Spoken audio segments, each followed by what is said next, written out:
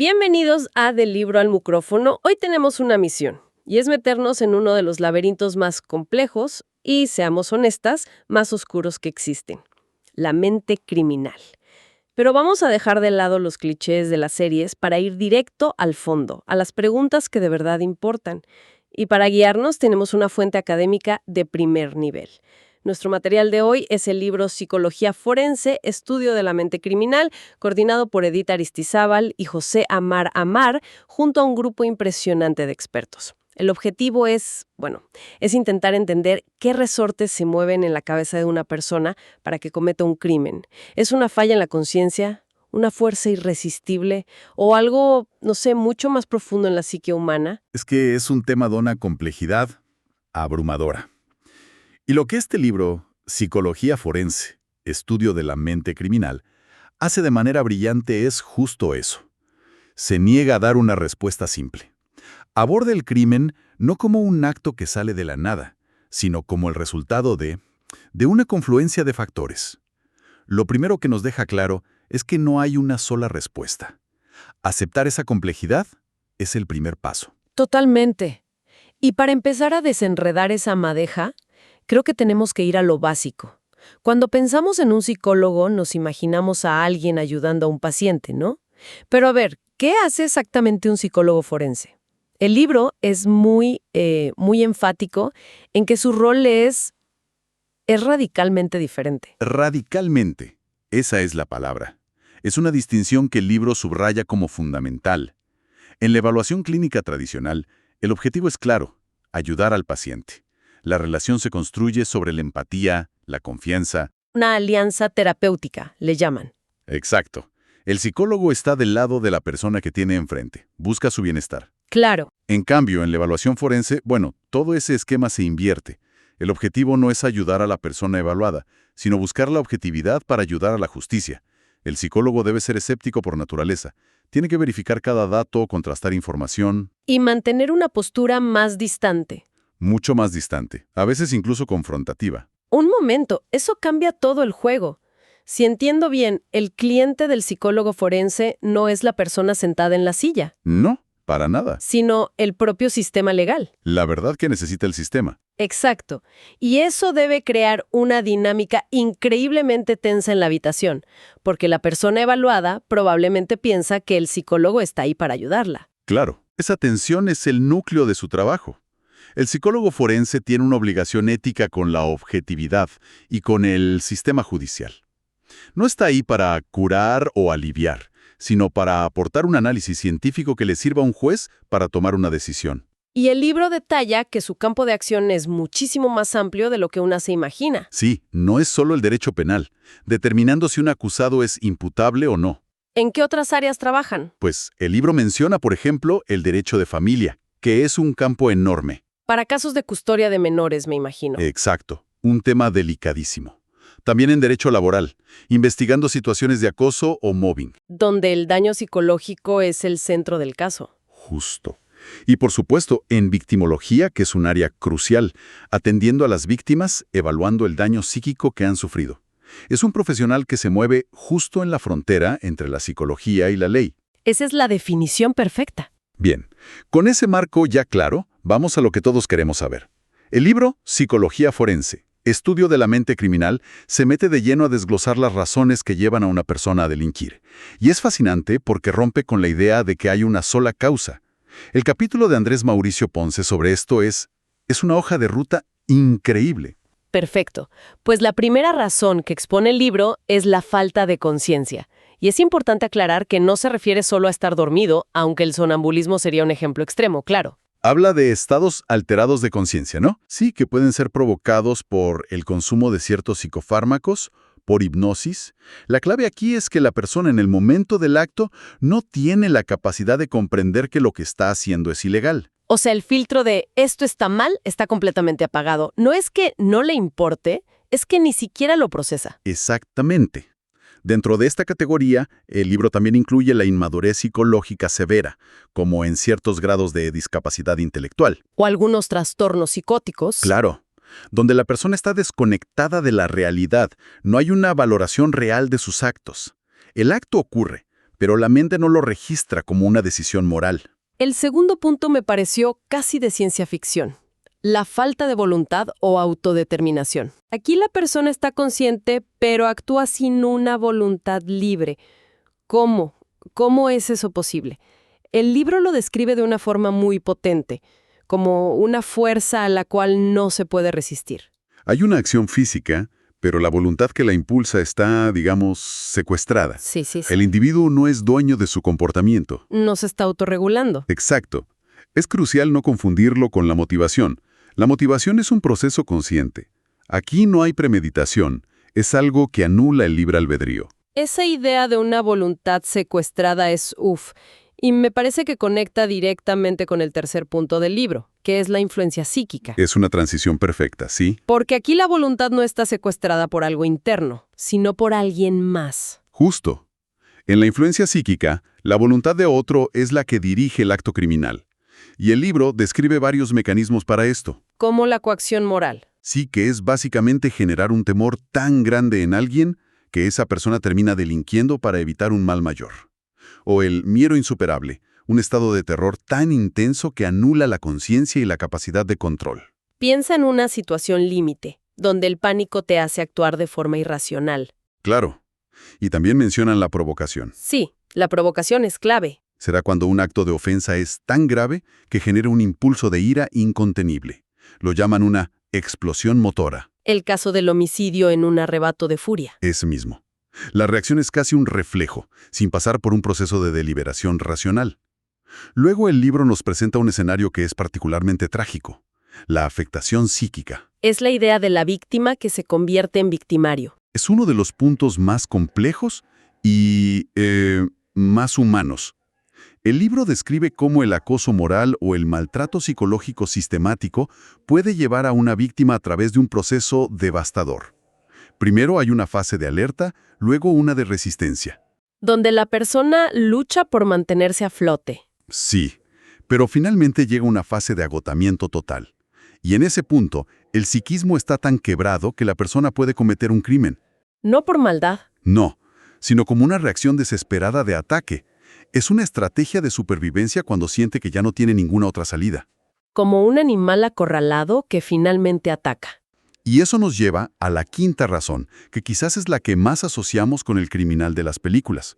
¿Los rasgos de personalidad? Sí. Pero el libro lo aborda de una forma mucho más profunda que el simple nació malo, ¿verdad? Mucho más.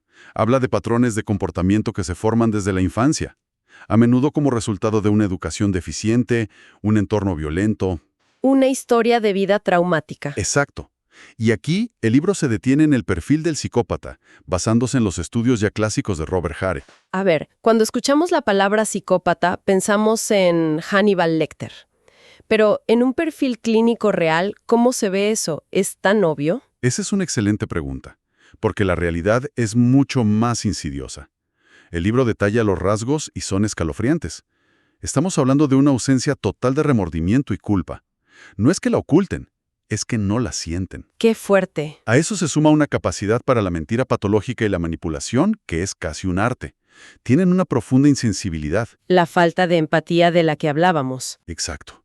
Ven a los demás como objetos o peones. A menudo llevan un estilo de vida parasitario y necesitan estimulación constante porque se aburren con facilidad. Y un dato clave que los estudios de Hare confirman. Sí. Casi siempre hay un historial de problemas de conducta graves que empiezan a manifestarse desde muy, muy temprana edad.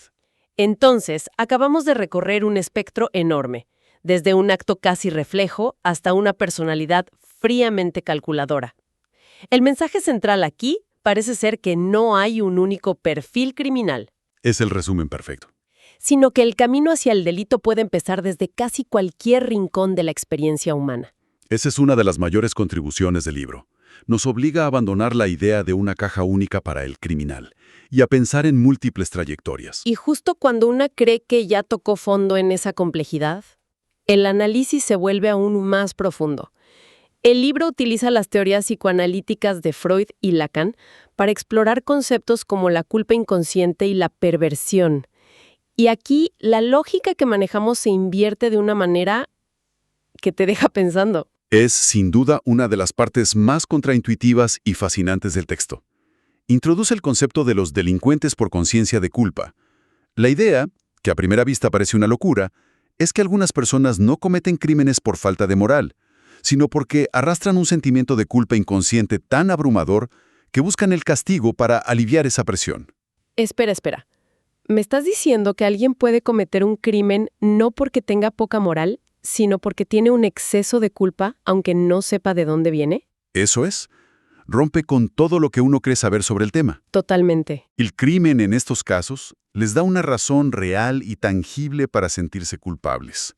Les permite anclar esa culpa flotante y abstracta en un acto concreto. Y ser atrapados les produce un alivio. Un alivio inmenso, paradójicamente. El ejemplo que da el libro es potentísimo para entenderlo. El del hombre que, sintiéndose culpable por el fracaso de su matrimonio, se une a un grupo paramilitar. Exacto, es un caso real.